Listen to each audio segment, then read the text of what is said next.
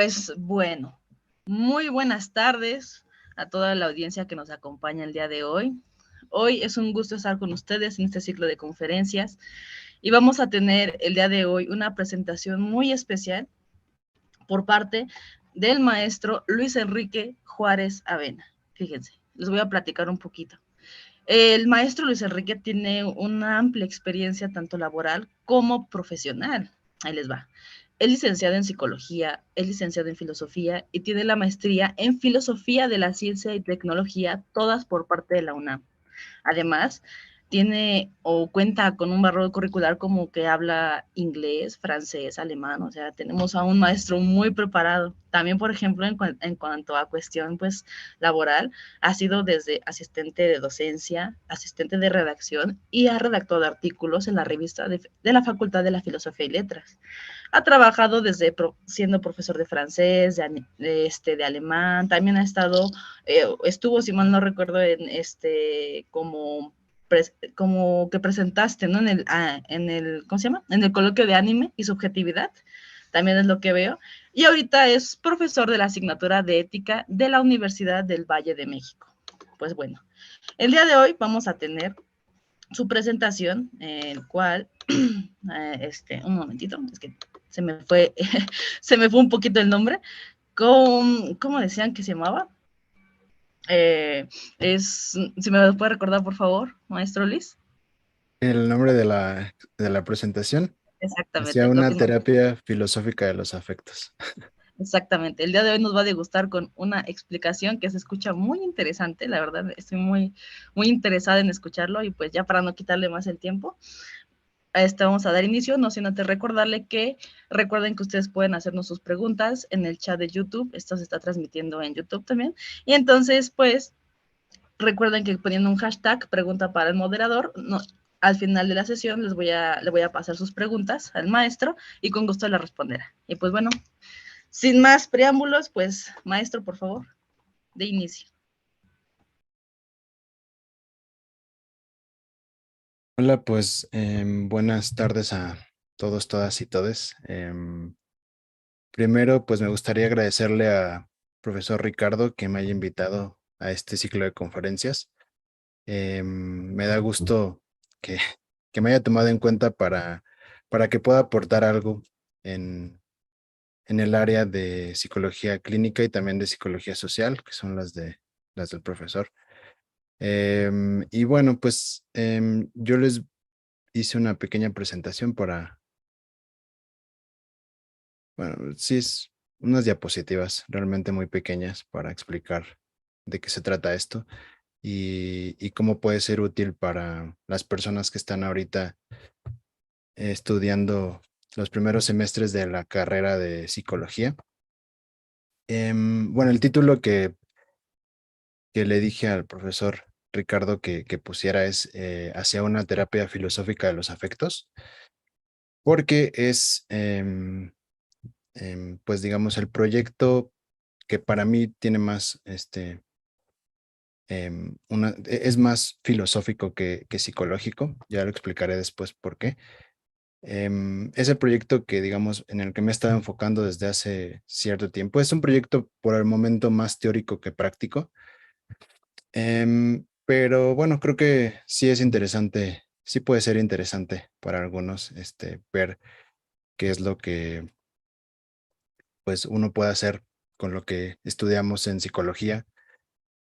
Y bueno, eh, entonces creo que la primera pregunta que supongo que muchas personas se harán y que tal vez yo me haría si estuviera de aquel lado es, pues, ¿qué significa esto de terapia filosófica de los afectos?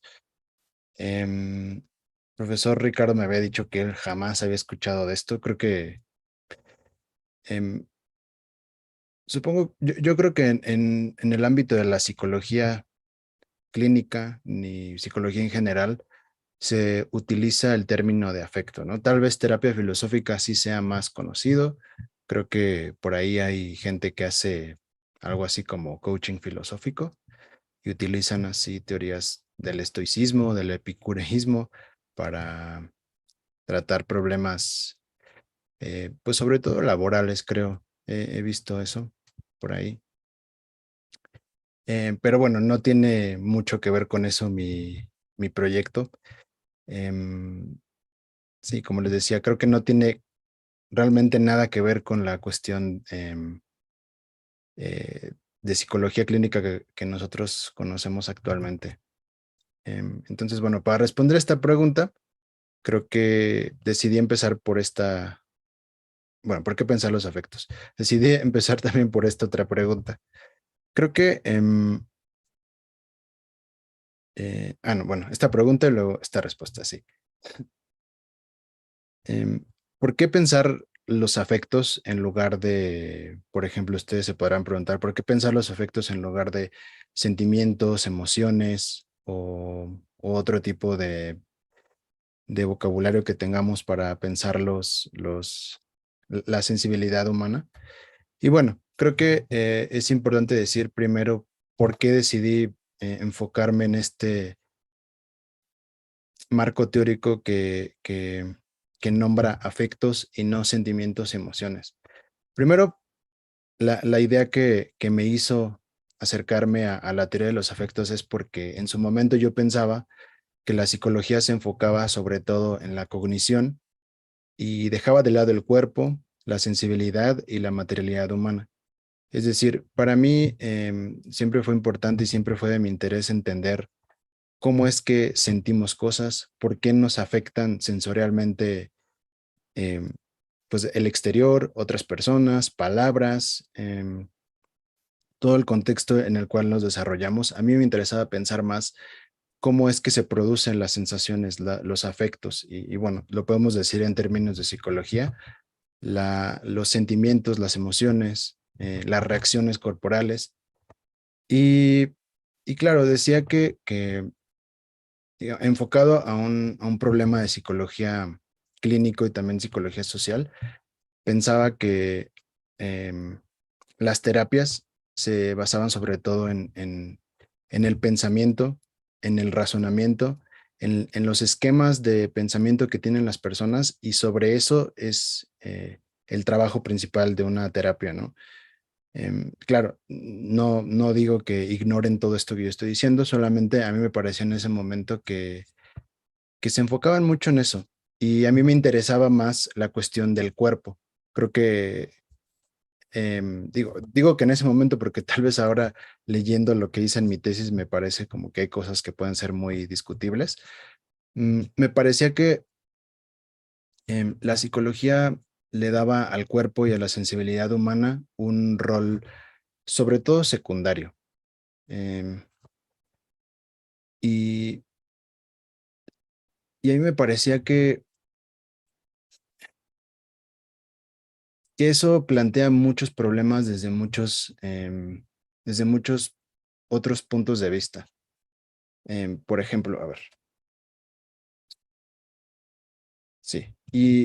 Y bueno, esto que les decía me permitió acercarme a la teoría de Spinoza. Bueno, el autor en el que me basé se llama Baruch Spinoza, es un holandés, filósofo del siglo XVIII, que escribió un libro muy famoso que se llama Ética. Y en esta ética, él tiene justamente, no estoy seguro si sea el único filósofo que utilizó este concepto de los afectos, pero me pareció bueno, hasta ahora no, creo que no he encontrado otro filósofo clásico que haya utilizado este término. Claro que hay un tratamiento de las emociones y de las pasiones desde la filosofía antigua y desde filosofías muy remotas. Pero bueno, para mí, Spinoza tenía una afinidad muy interesante con la psicología y la psicología social, porque él empezaba diciendo que para él toda idea em, es compartida con un afecto y todo afecto tiene una idea, ¿no?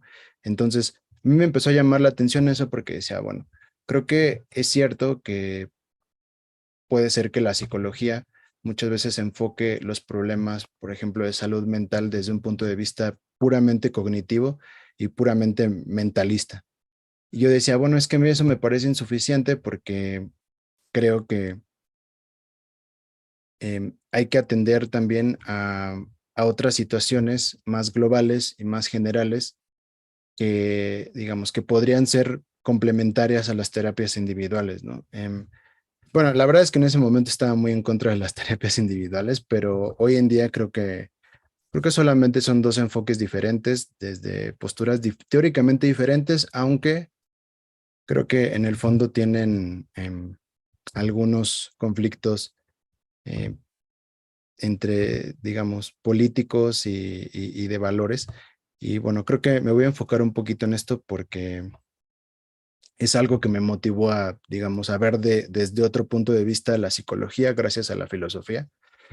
Y fue que justamente me empecé a preguntar por qué, cómo puede ser que una institución, que una disciplina, que una ciencia teóricamente ignore todas estas cuestiones que hasta cierto punto son obvias de las relaciones sociales, relaciones corporales, relaciones físicas y lo que aquí pongo como dinámica y mecánica de los afectos. Em, y bueno, en su momento yo puse que la psicología tenía una afinidad muy profunda con el capitalismo y con una política neoliberal, ¿no? En la cual lo único que querían era que los individuos estuvieran, digamos, adiestrados y bien formados para enfrentar la realidad que la economía y la política les plantean, ¿no? Es decir, la psicología yo pensaba que en ese momento tenía un rol de adaptación de los individuos a la realidad política y social que existe. Tal vez eso lo podría seguir sosteniendo en este momento, pero bueno, creo que hay que pensarlo con más cuidado. Em, y, y justamente creo que yo decía, bueno, ¿cómo es posible que la psicología se pueda plantear? Bueno, a lo mejor Ricardo me va a decir que el psicoanálisis nunca habla de una cura total, pero supongamos que la psicología clínica promete cura a algunos casos. Yo me preguntaba, bueno, ¿cómo eso puede ser posible si de todas maneras, cuando una persona después de su terapia sale a su realidad, no va a evitar sentir miedo, no va a evitar sentir angustia, no va a evitar sentir paranoia, digamos, sobre todo en nuestra sociedad que siempre está latente algún tipo de amenaza, de conflicto, de problema, ¿no? Donde fácilmente la violencia se puede hacer presente. Entonces yo decía, bueno, cómo eso puede ser posible? Si de todas maneras, aunque la persona vaya al diván y hable de esos problemas, los entienda, los procese, los saque, pues sí, estoy de acuerdo en que puede tener un nuevo enfoque para ver las cosas, puede aprender a manejarse a sí misma para resolver los problemas o para no engancharse en problemas que no tienen sentido. Y dije, bueno, aún así, la realidad social sigue existiendo allá afuera. Y esa persona aislada, pues, pues, pues digamos, no sabemos si se pueda, si pueda llegar a un nivel de tranquilidad y de paz deseable. Entonces, desde ahí fue que yo me empecé a plantear, bueno, tal vez si queremos pensar desde otro punto de vista una terapia, tendríamos que hacerlo desde un punto de vista social, psicosocial. Y fue justamente que esta teoría de Spinoza a mí me permitió pensar que, que por ejemplo, en el caso de las iras, de la violencia, de las agresiones que a veces forman parte de los escenarios de nuestra vida cotidiana, pues era necesario pensarlo desde otro lugar, porque em, lo que había que cambiar era una dinámica social y una mecánica de los afectos. Y bueno, con esto creo que tengo que explicar un poco. Me llamó mucho la atención porque em, em, para mí la psicología a veces creo que se reduce mucho a ver los problemas desde lo que decía Nietzsche, momias, como si fueran momias conceptuales, ¿no? Como si fueran problemas estables, fijos y que no cambian, que son permanentes, ¿no? Y entonces aplican, digamos, los mismos tipos de tratamientos a los problemas que ya están establecidos dentro de un discurso de enfermedad. Y me parece que justamente la realidad social es dinámica, está en constante movimiento, es, es móvil, va cambiando, va progresando, muchas veces hacia peor progresa. Y dentro de esta dinámica hay una mecánica de afectos, es decir, un intercambio entre cuerpos, entre sensaciones, entre interacciones sociales, en donde lo que podemos ver de forma clara es que están ahí los cuerpos. Y, y, y bueno, creo que eso fue lo que yo pensé, tal vez hasta ahí me puedo quedar ahorita en esta pequeña explicación. Bueno, después voy a explicar otras cosas que me parecen también interesantes.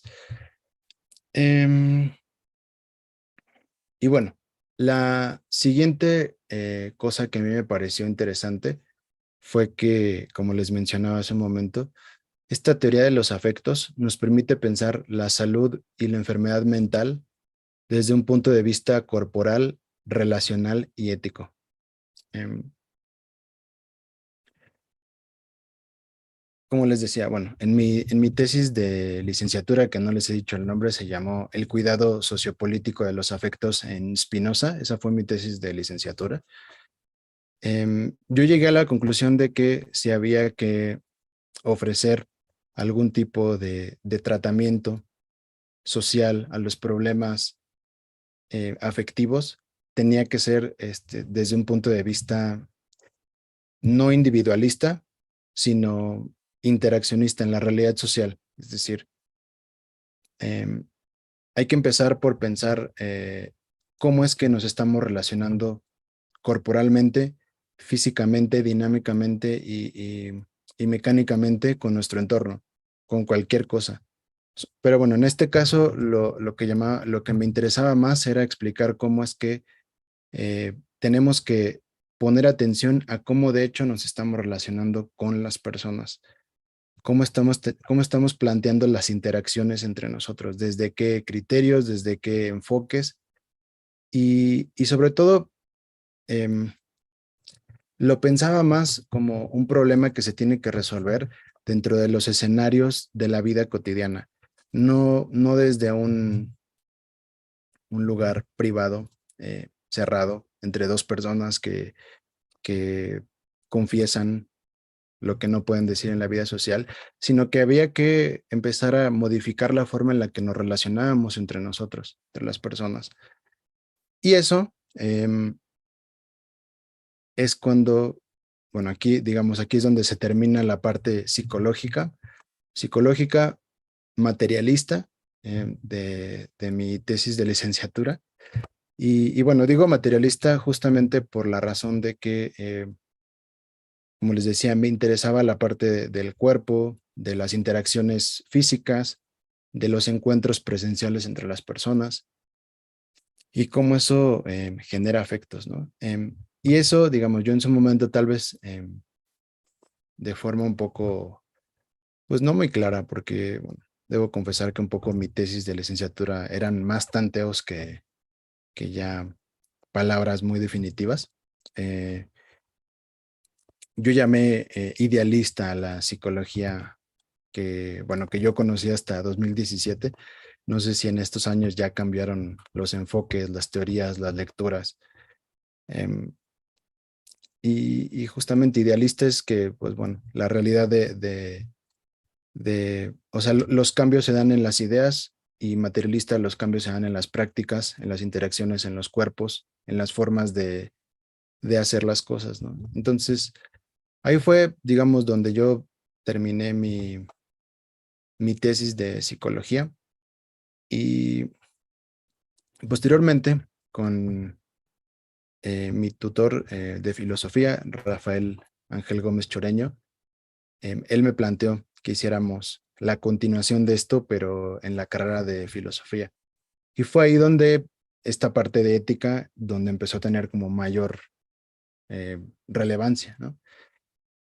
Y bueno, para explicarles un poquito de esto, lo que hice en mi tesis de licenciatura fue hablar sobre dos cosas, tristeza y poder. Em, Entonces, bueno, como pueden ver, y para irles dando un poquito definiciones que creo que no di ahorita porque me intenté enfocar más en la cuestión de cómo eso puede ser útil para la psicología. La tristeza, para Spinoza, es un afecto negativo o un afecto pasivo que, que él lo define materialistamente, físicamente de esta manera. Es una fuerza que provoca en el cuerpo y en la mente que las potencias de pensar y de actuar se reduzcan. Es decir, la tristeza, digamos, no es para Spinoza no es nada más el sentimiento de sentirse agüitado, bajoneado, desanimado, ¿no? Es una expresión de tristeza a todos estas emociones, pero para él es un afecto general. Tristeza puede ser todo aquello que reduce nuestras potencias de obrar y de pensar. Em, este, y, y justamente a mí em, me pareció importante, ya en las reflexiones que tuve con el tiempo, me pareció importante pensar, enfocarme en la tristeza más que en la felicidad, porque me di cuenta de que la mayoría de las personas que estudian filosofía y muchos filósofos se encargan de explicar qué es la felicidad, qué es la alegría, cómo ser felices, cómo vivir plenos, cómo vivir tranquilos. Y a mí me pareció que en mi lectura que tal vez Spinoza estaba diciendo algo un poquito más interesante. Difícilmente vemos que haya un discurso científico, un tratado filosófico sobre afectos negativos o sobre tristeza, ¿no? Bueno, sí hay muchos, en filosofía sí hay. Este, pero digamos, esto lo digo pensando para personas de la carrera de psicología. Y me pareció interesante, dije, por qué sería bueno empezar más bien por entender cómo funciona la tristeza, cómo se efectúa, cómo en nuestras relaciones cotidianas es que tiene lugar la tristeza, ¿no? En lugar de pensar cómo ser felices, me pareció más interesante pensar cómo es que se produce la tristeza. Y bueno, también por otro tipo de razones éticas y políticas con las que probablemente estoy de acuerdo y son sobre todo nietzscheanas, en las que me parece que no es lo adecuado sobre todo de un filósofo, decirle a las personas cómo es que tienen que vivir la vida, cómo es que tienen que actuar. Es decir, no, para Nietzsche eso es el papel del párroco de la iglesia, no es el papel del filósofo, no dicta normas para vivir una vida feliz, ¿no? Ese es, digamos, un enfoque incorrecto para Nietzsche, un enfoque desde mi punto de vista paternalista, que creo que no era lo que yo quería trabajar. Entonces pensé, ¿cómo puedo dar herramientas pues, para que todos vivamos una vida mejor, ¿no? Y entonces me enfoqué en explicar en este texto cómo es que se produce la tristeza en múltiples situaciones de la vida cotidiana. Pero bueno, el objeto de estudio lo reduje a poder, pensando en las relaciones de poder de Foucault. ¿Por qué? Por una cuestión más que nada estratégica. Bueno, tristeza se puede existir y puede ser causada de múltiples maneras. Es una cosa que siempre va a estar presente. Es un problema de la fortuna y del azar, con lo cual a veces no podemos hacer nada al respecto. Pero hay otro tipo de tristezas que están fríamente calculadas, que están hechas, que están sistematizadas, que son patrones de comportamiento que existen en nuestra sociedad. Y entonces, bueno, me enfoqué en las relaciones de poder que producen tristeza en la vida cotidiana. Em, y bueno, como les decía hace un momento, puse cuadros de la vida cotidiana porque me parecía muy relevante mostrar cómo es que nosotros formamos parte de una malla, una red de relaciones de poder en la vida cotidiana que nos hace, bueno, que nos efectúa afectos pasivos negativos de tristeza. Y, y claro, lo importante de esto también, de pensarlo desde un enfoque Foucaultiano, era, era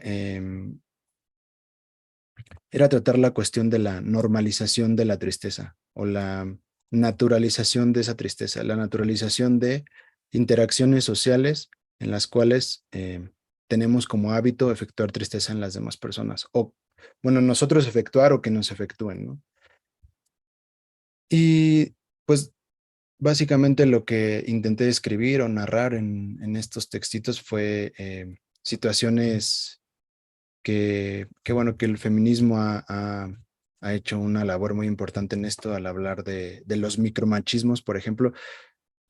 Yo no me enfoqué en feminismo por otras razones teóricas, pero me enfoqué en esas microsituaciones que, por ejemplo, pueden ser palabras, tratos, eh, este, interacciones que ya están impregnadas y que ya están sistematizadas dentro de reacciones en nuestra vida cotidiana, ¿no? Por ejemplo, me acuerdo de un ejemplo que mi, mi otro, bueno, un profesor que le tengo mucho cariño, que se llama Gabriel Schutz, él hablaba, ¿no? Cuando eh, hay siempre estos encuentros en la vía pública entre dos conductores y pues con echarse una mirada y a ver quién avanza más rápido, se bajan el vidrio y le dicen, a ver, pues bájate, puto, ¿no? Así.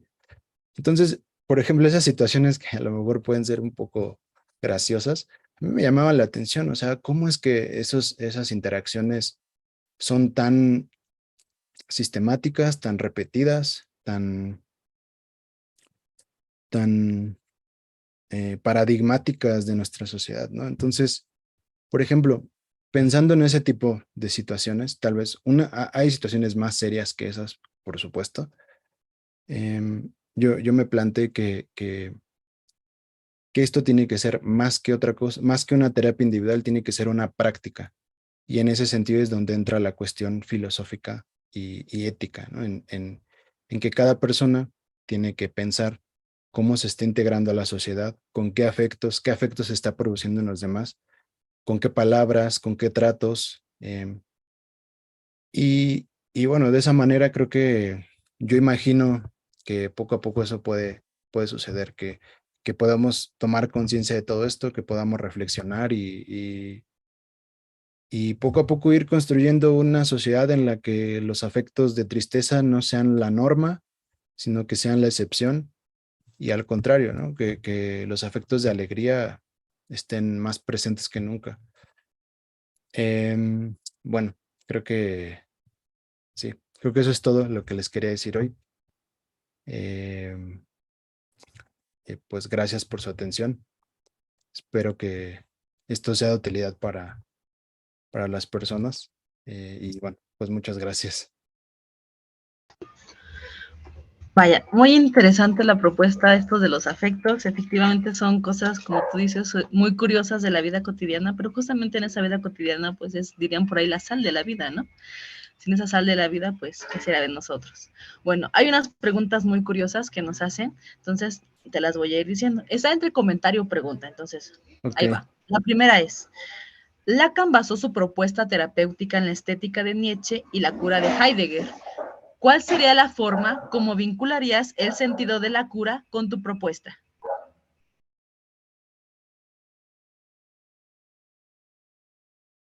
¿Cuál es la forma en la que yo integraría la cuestión de la cura con mi propuesta? Em,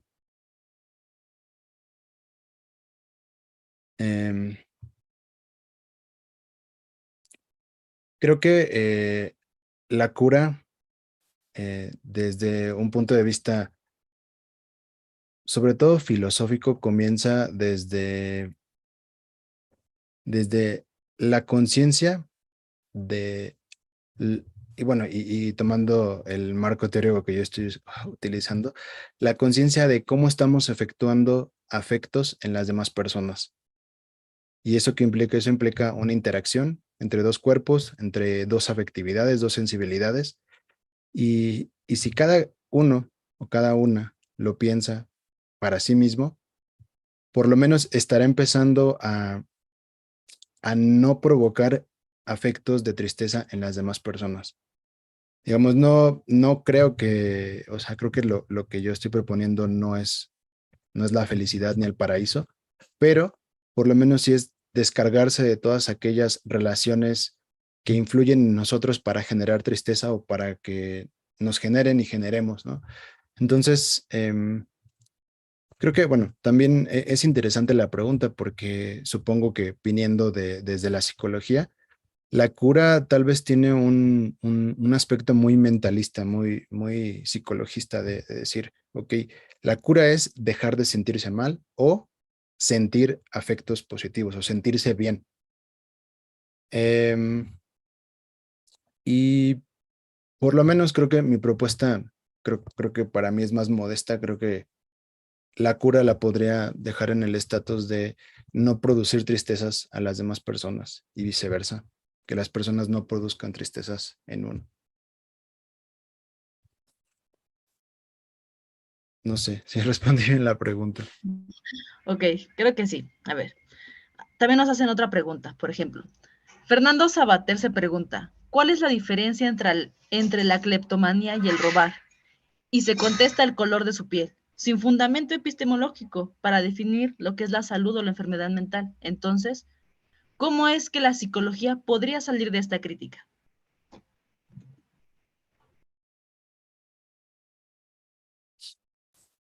A ver, analicemos un poco. No entendí muy bien cuál es la crítica. A ver, si quieres te la vuelvo a repetir. A Es ver, que tengo que estar como entre comentario y pregunta, entonces así ok, como de... ok. Dice, Fernando Sabater se pregunta, ¿cuál es la diferencia entre la cleptomanía y el robar? Se contesta que el color de piel, sin un fundamento epistemológico para definir lo que es la salud o la enfermedad mental. ¿Cómo es que entonces la psicología puede salir de esta crítica?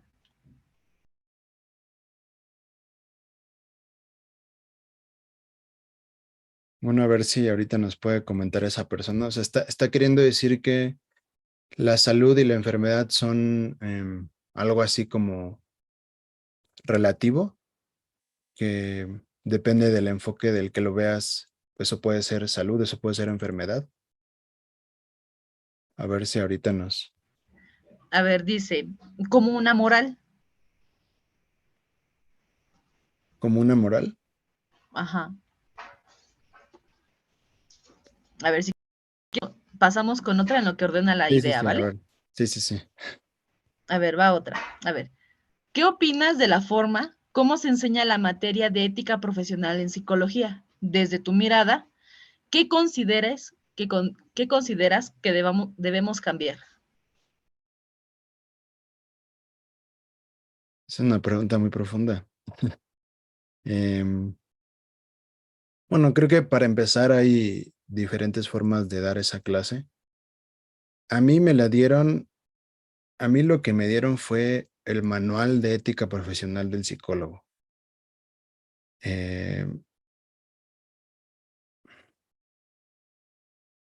y, o sea, pues digamos como tal, pues eso ya no es una clase de ética como tal, sino es una clase de manual de saber, digo, es importante saber las reglas em,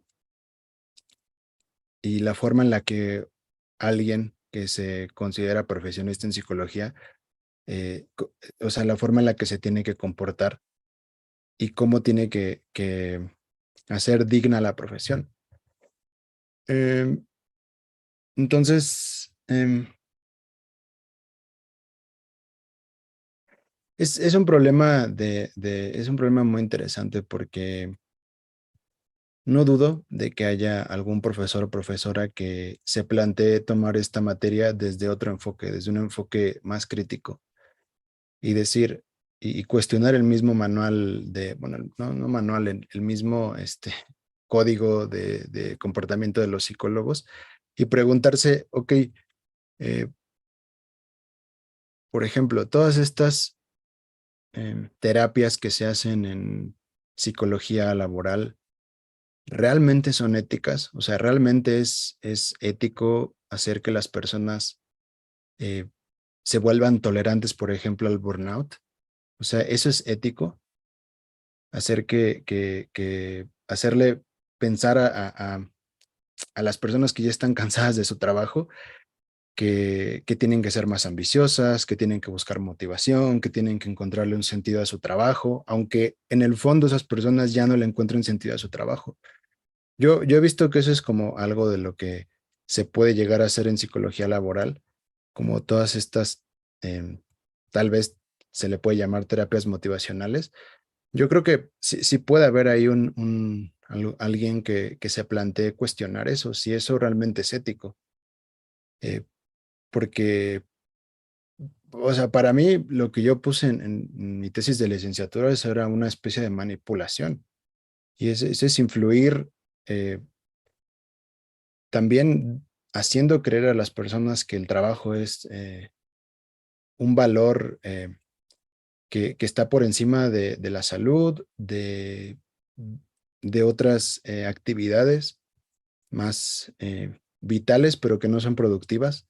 Y bueno, ya si le empezamos a escarbar, empezamos a ver cómo puede ser que la psicología laboral tenga algunos supuestos, por llamarlo de alguna forma así muy breve, capitalistas, ¿no? En los cuales pues es aliada del capitalismo para hacer que la gente se adapte mejor a los tipos de trabajos que existen, ¿no? Por más que sean injustos, por más que seamos ya una sociedad de freelance, donde te dan contratos determinados, sin seguro, sin nada, sin que puedas hacer antigüedad, ¿no? Entonces, no podría haber una psicología laboral que se encargue de decir, no, pues los trabajadores nos vamos a unir para que esas leyes se vuelvan a restablecer, ¿no? Podría ser, o sea, ¿qué deberíamos cambiar? Pues no sé. Creo que yo solo puedo compartir esta idea, que es lo que pensé también en mi tesis de licenciatura. Eh, Tal vez, eh, sí, intentar enfocar desde un sentido desde un sentido ético, propiamente hablando, las reglas y las normas de los profesionistas en psicología. No sé.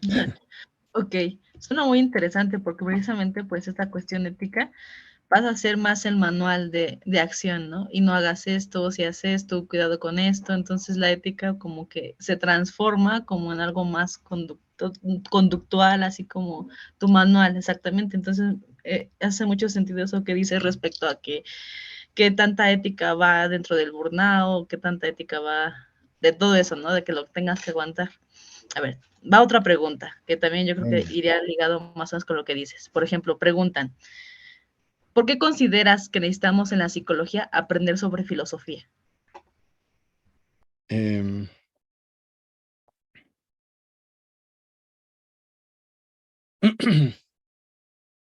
Creo que más que aprender de filosofía, em, creo que sería más importante tener una actitud filosófica. Y bueno, para eso sí es necesario formarnos en algunas eh, lecturas y textos de filosofía, em, y en algunas nociones básicas, ¿no? Por ejemplo, que bueno, implica también tomar en cuenta historia, tomar en cuenta política. Para mí eso es tomar en cuenta más la filosofía, es decir, intentar enfocar eh, lo que nos dan, pero desde otro lugar. Intentar entender qué implica toda las teorías que nos están enseñando. Em,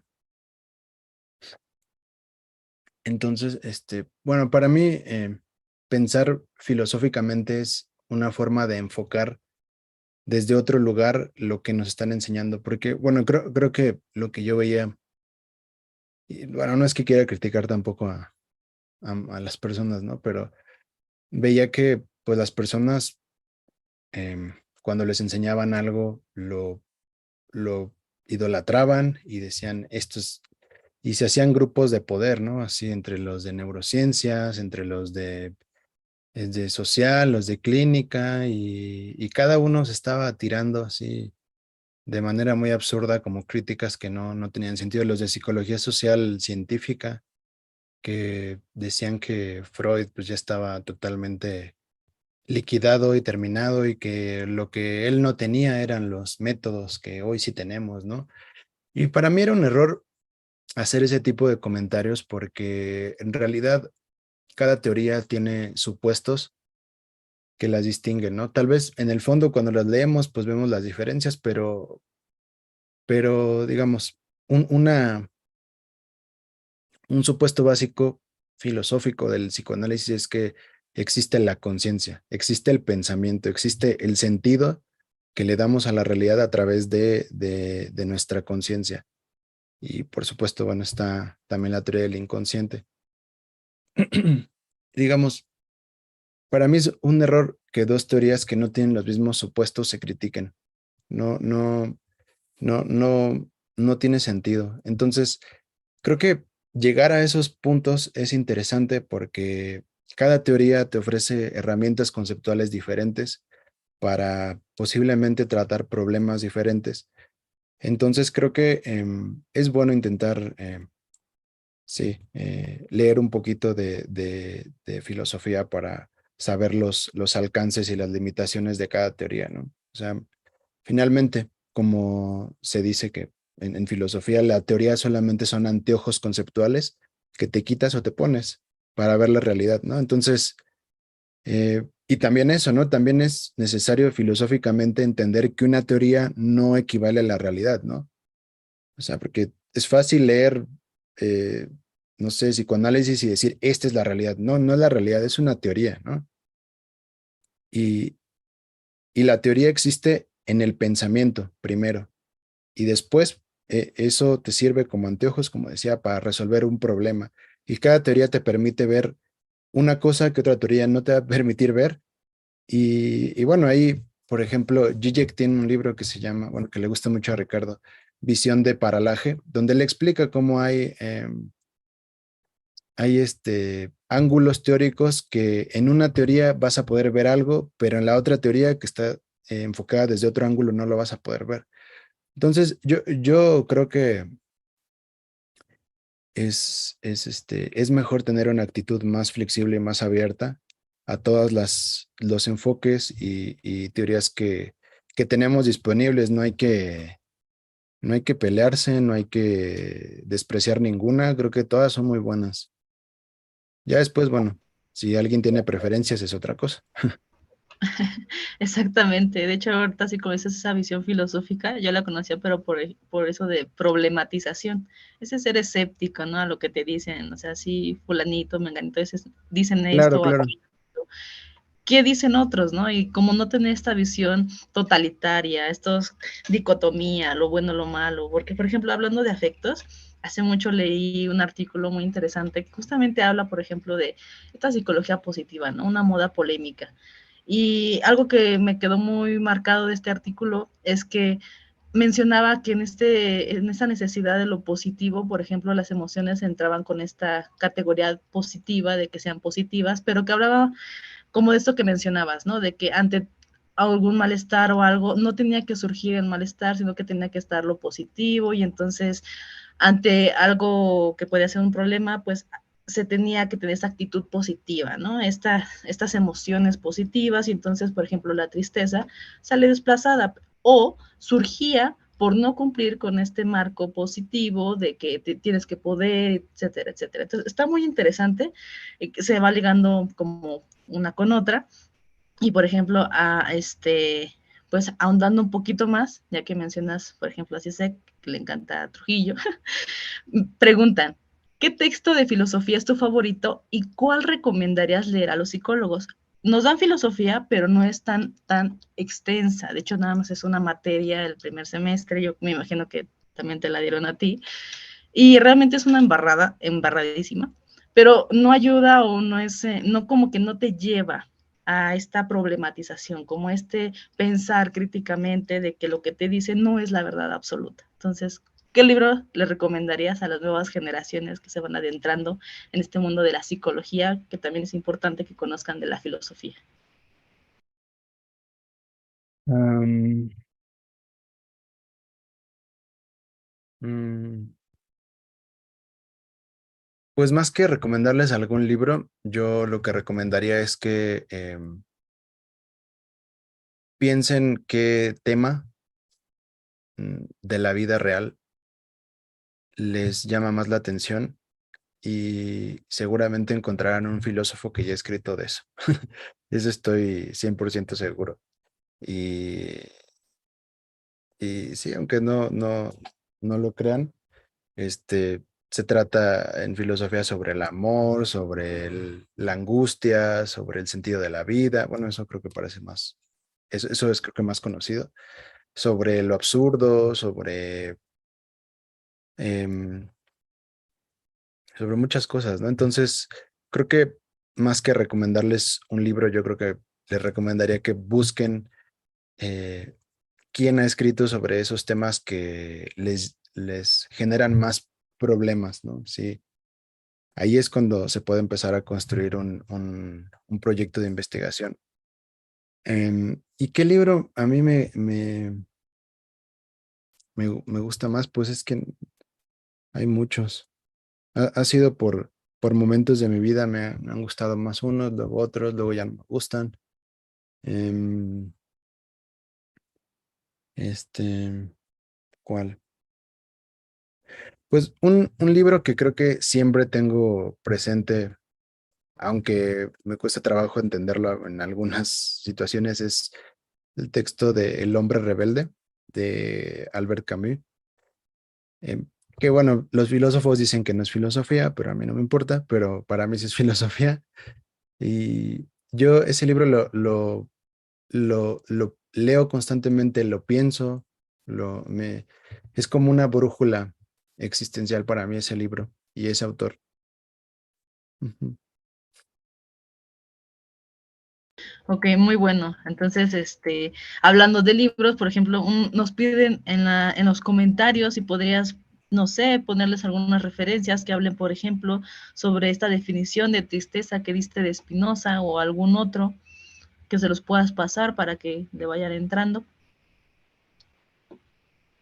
Pues lo primero que yo tengo es mis tesis, si quieren se se las paso la ética de Baruch Spinoza y por ahí Gilles Deleuze tiene algunos textos sobre Spinoza que creo que son accesibles y son de los más famosos. Sí,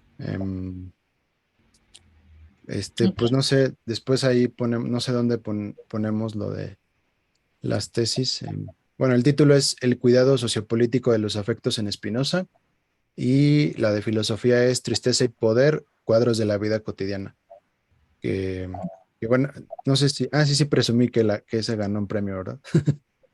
No, apenas nos vas a comentar, Ah, justamente. sí, bueno, ese ganó el premio nacional de tesis de filosofía 2019. Ok, entonces yo me imagino que el profesor Trujillo les va a poder pasar el nombre y ya de ahí pues puede ver todas las referencias a las cuales pues acudiste, ¿verdad? Para que justamente vayan sabiendo como por dónde entrarle. Y pues bueno, una última pregunta, a ver, dinos, ¿qué recomendarías a los alumnos ahora que como exalumno puedes ver un horizonte diferente sobre la profesión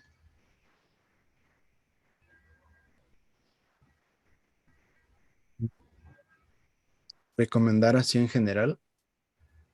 o algo específico? mm, mm, mm,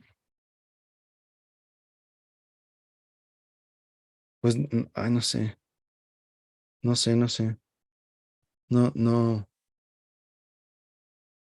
Si a lo mejor me dijeran así como recomendar en cuanto a una situación específica, tal vez Pues podría, algo pero así como, por ejemplo, algo que tú hayas visto que cambió, porque por ejemplo, cuando uno es alumno, pues tiene una concepción diferente, ¿no? O sea, te van metiendo en las materias, vas teniendo una idea de, por ejemplo, lo que es la profesión, en este caso, pues tú eres filósofo, pero hay unos que somos psicólogos, entonces entras de una forma, pero sales de otra, y te vas formando de otra forma conforme vas teniendo más experiencia. Entonces, como de acuerdo con esto, pues, ¿qué les podría recomendar quizá grandes rasgos ahora que pues ya como exalumno tienes como una visión diferente por toda tu trayectoria de la profesión, tanto psicológica como pues por ejemplo eres maestro, a tu parecer, por ejemplo, los maestros, en este caso si habláramos de psicología, como qué necesitarían o qué podrían aportar para estos nuevos alumnos?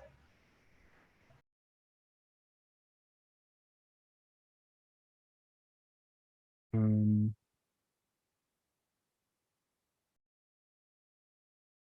mm, pues yo, bueno, tal vez una cosa que recomendaría a las personas que están empezando es que comiencen a tener muy claro cuáles son sus intereses, tanto teóricos y en cuanto a problemas, eh, y que empiecen a investigar, empiecen a leer, empiecen a buscar.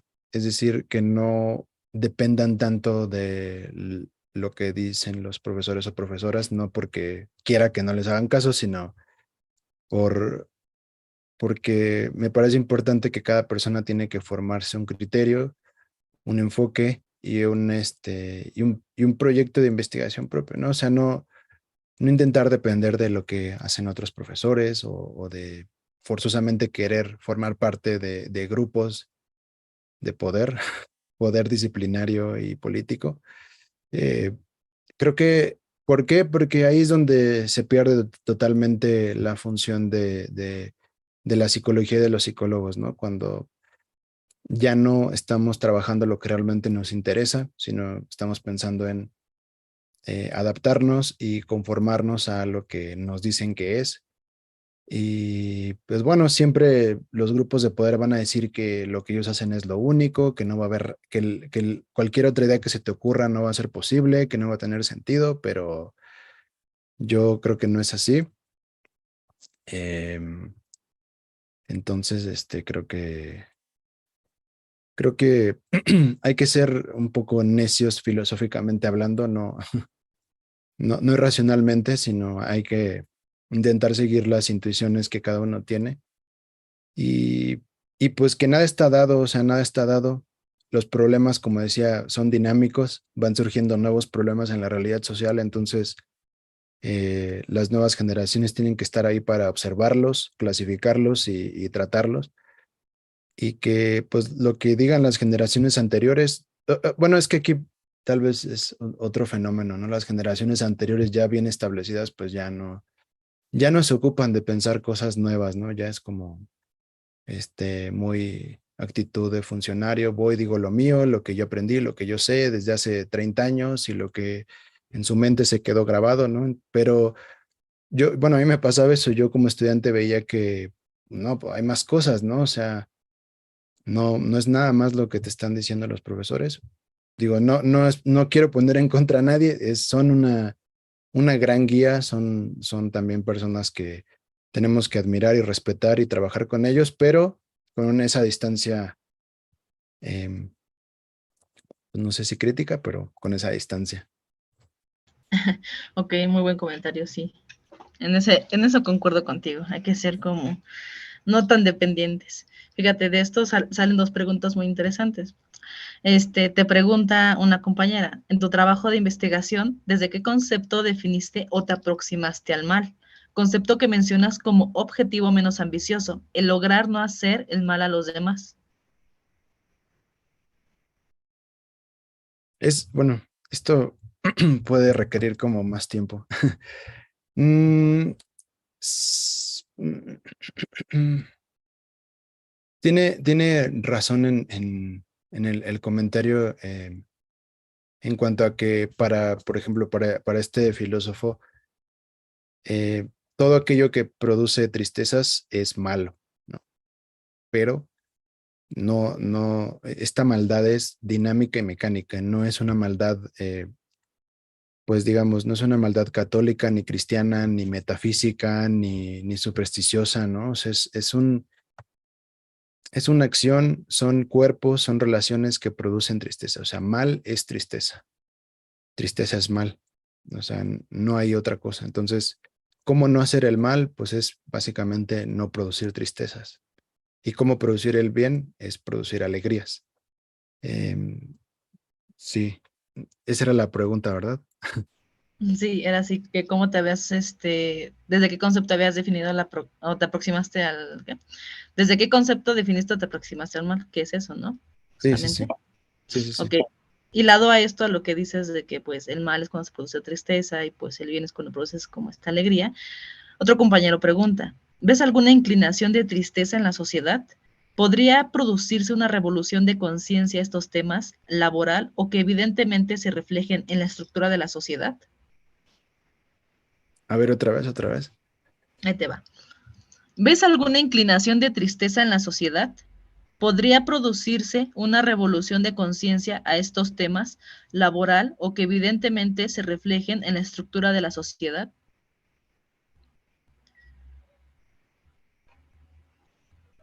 Mm,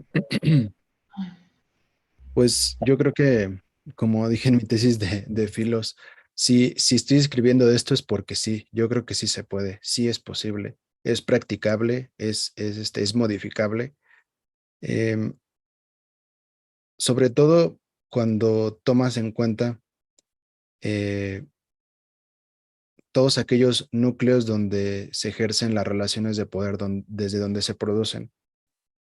eh, y que, como les decía, que parecen ser algo natural, algo normal, pero que ahí es donde tiene que surgir esta revolución, no solo de conciencias, sino de esta dinámica y mecánica de los afectos, ¿no? O sea, no es nada más pensar, no es nada más, em, digamos, repetir de forma vacía, como, hoy no voy a portarme mal, hoy no voy a hacer esto. A veces, bueno, creo que hay hay mucha gente que creo que inconscientemente es muy idealista porque piensa que solamente repitiendo una idea ya con eso es suficiente para que cambiemos algo y pues no es cierto. Creo que la idea es nada más el principio, pero al final se tiene que cambiar las acciones, como les decía, las relaciones que estamos estableciendo con las personas, eso es lo que se tiene que cambiar. Y, y bueno, aquí tal vez recuerdo algo que leí de Foucault y que me hace sentido y creo que lo tomé en cuenta inconscientemente, es que para Foucault no existían soluciones ni generales ni colectivas así a gran escala y de un golpe, ¿no? Todas las soluciones o todas las resistencias que le llamaba son micro resistencias, son cambios mínimos, singulares, pequeños, y, y, y por esa razón fue que decidí enfocarme a la vida cotidiana, ¿no? A las microsituaciones sociales en las que vivimos, porque desde ahí es donde cada uno tiene cierto poder, cierta potencia para poder eh, modificar la dinámica de afectos que tenemos socialmente. Entonces, yo creo que igual, como decía Foucault, es una respuesta modesta, no creo que como tal sea posible dar así una solución, como decía, de golpe y que todo se modifique de un día al otro, creo que no es posible, ¿no? Hasta cierto punto es un trabajo, es un esfuerzo, es una práctica ética constante, permanente, y que se tiene que reflejar en todos los aspectos de la vida, ¿no? O sea, sí. Sí, de hecho, con lo primero que acababas de decir, creo que le dice en la madre a todo lo que fue el coaching, porque no, o sea, sí, efectivamente lo que tiene que cambiar son las relaciones. Y me acuerdo una vez que con el profesor Trujillo usé una frase muy populachera del conocimiento es poder, y volteó y me dijo, no, el poder es el que da el conocimiento. Entonces, precisamente desde ese poder, pues lo que vamos aprendiendo va a tener mucho significado. Una compañera en el chat de YouTube hace un comentario que está muy curioso, que A ver. dice, curiosamente, creo que se encuentra muy ligado el amor con la tristeza. ¿No habría que amar o habría que cambiar cómo amamos? Un comentario más bien para reflexionar. ¿Tú cómo ves? Habría que cambiar cómo amamos. Yo creo que en este sentido l- l- bueno, voy a decir feministas para, ¿no? Y la teoría de género son las que se han encargado de trabajar eh, estos nuevos enfoques y perspectivas del amor desde otros esquemas, ¿no? Que excluyan las relaciones formadas desde lo que ellas llaman patriarcado, las relaciones machistas, las relaciones de dominación, las relaciones sexistas. Eh, pues claro que sí, se tiene que cambiar la forma en la que la dinámica del amor se establece entre nosotros, ¿no? Em, yo creo que aunque no nos demos cuenta, yo observo como, bueno, primero en mí y en gente cercana de mi generación y más joven, yo veo cómo ya hay cómo esto se empieza a establecer, digamos, poco a poco, tal vez un poco, no con mucha claridad, pero ya comienzan a surgir las preguntas de, bueno, ¿para qué estar en pareja? ¿Para qué casarse? ¿Cuál es el sentido de estar con alguien? Em, ¿Tiene sentido estar con alguien si de todas maneras puede haber problemas, infidelidades y se puede terminar?